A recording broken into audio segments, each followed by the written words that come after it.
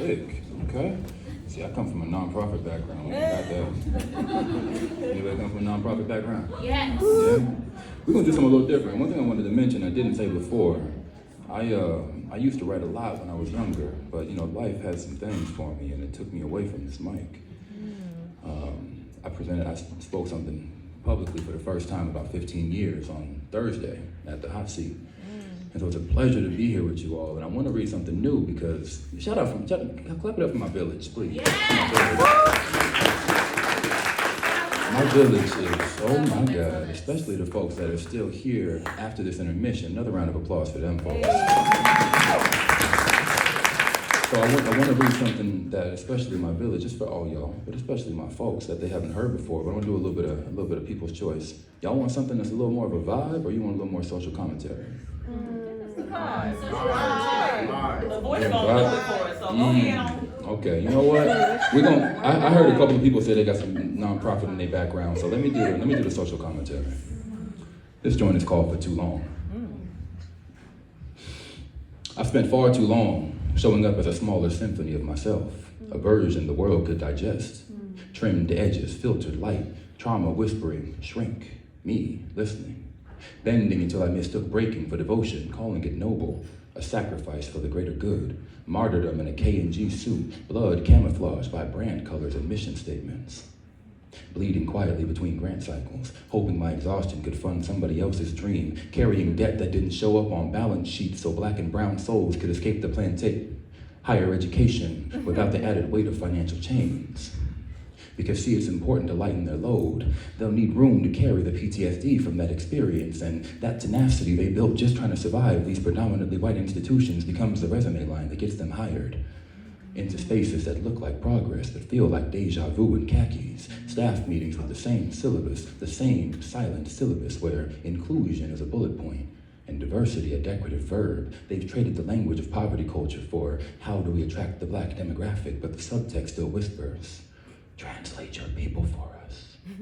After all, that's what we hired you for. The black perspective, the digestible one, the one that doesn't ruin brunch. But hey, this time we're paying you to share your brilliance. Not what you're worth, and 30% less if you're a woman, but it's compensation, not tuition.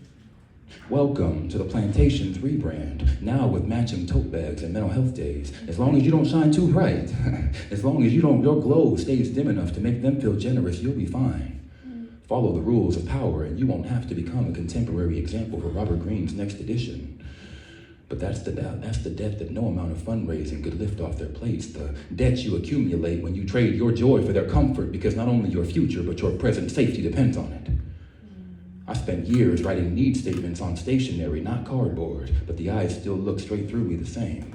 Some passed with silence, others with polite panic, pumpkin spice trembling in hand, purse clenched, sphincter clenched tighter. Every 12th person dropped in $1. A select few bought me a sandwich in exchange for my story, but no amount of begging in a suit could save these young people, could save me. Now don't get me wrong, I met some phenomenal souls along the way, and they'll get their shine in another piece, but this ain't about exceptions. This is about patterns. This is about the slow bleed of brilliance in the name of impact, because no matter how many times I offered my own scars instead of theirs to spare them exploitation while still tugging donors' heartstrings, I couldn't protect them. And I couldn't preserve myself. No amount of free lunches could fill the void that widened with every code switch, every clenched jaw, every meeting survived by swallowing truth, readying myself in the bathroom mirror. You can't change them, but if you can get this checkup out of them, you can help create change, and boy, did I get the checkup out of them.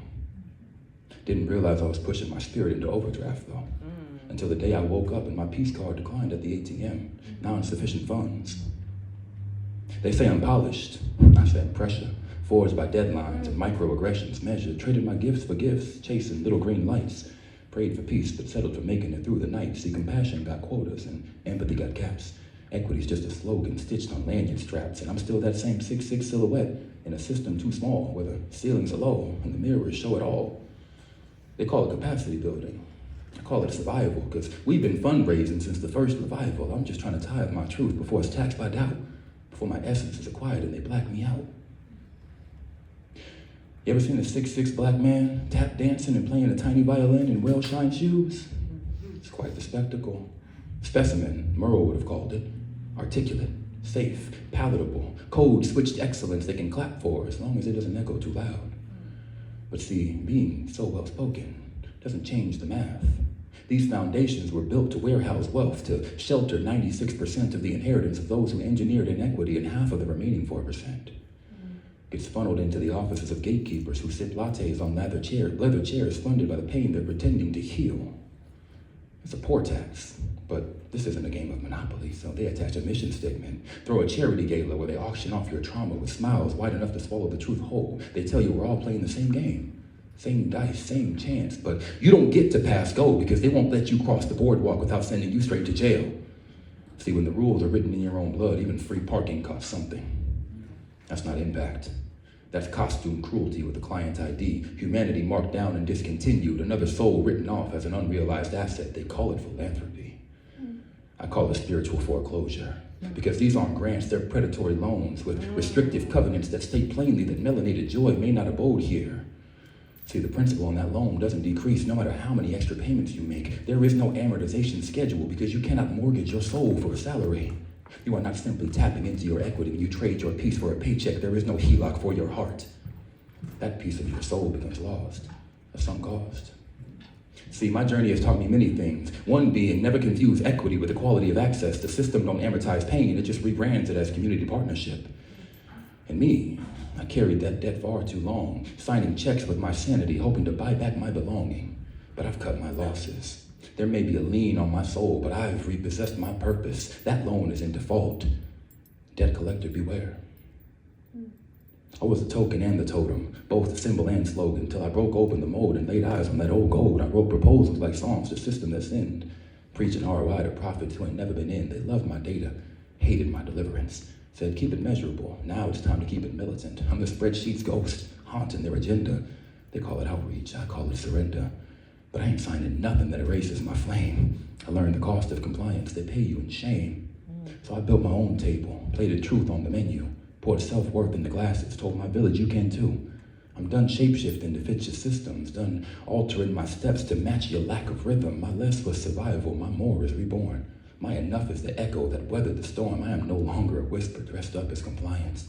I'm a choir of ancestors humming in science. I walk with alignment stitched in my chest. No mask, no mimic, no more corporate dress. Now I still look clean in that vest, don't get it twisted, but now my purpose is bespoke and the suit's custom fitted. They branded my brilliance a threat. Just know whatever you hear me say now, I'm gonna say it with my chest. Voice ain't volume, it's vibration. And I'm resonating at a home frequency, creation. I ain't asking rooms to hold me, I'm building temples that do. No crabs, no buckets, just constellations. My crew, yeah, I'm moving different now. Curating my circle like a museum of wholeness. No replicas, no relics, just resonance. Fellowship is therapy, healing is practices. Pouring deep into others but keeping my own cup in rotation. I am far from alone. I have a village with steady hands and unbroken backs ready to fill me when I run low, so I'll keep pouring myself into these pages. In the hopes that my words quench something in you, I'll keep writing, keep rhyming, keep realigning. Because the more I return to myself, the clearer I see. I was never meant to practice healing. Healing is what I was meant to be.